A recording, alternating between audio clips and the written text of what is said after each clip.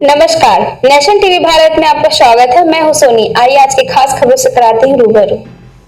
आसनसोल के बड़े post office परिसर में एक बार फिर बम को लेकर दहशत फैल गई है। जानकारी के अनुसार पासपोर्ट दफ्तर को ईमेल के माध्यम से बम विस्फोट की धमकी दी गई है।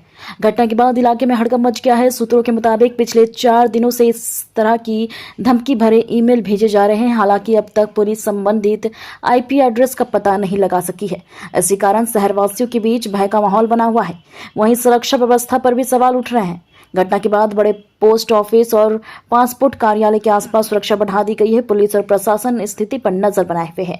फिर भी धमकी देने वालों की पहचान न हो पाने से सुरक्षा व्यवस्था को लेकर सवाल उठने लगा है।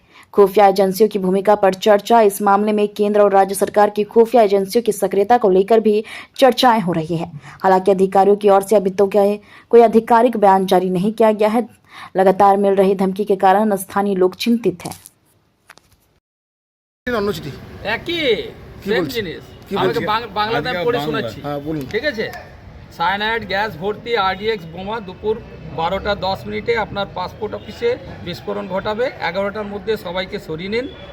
গতকাল আমরা পুলিশ পরীক্ষা করতে চেয়েছিলাম, আজ পবিত্র শুক্রবারের আসল জিহাদ। এটা বলেছে। এইটাই। আর আপনার নামটা? চন্দন কর্মকার।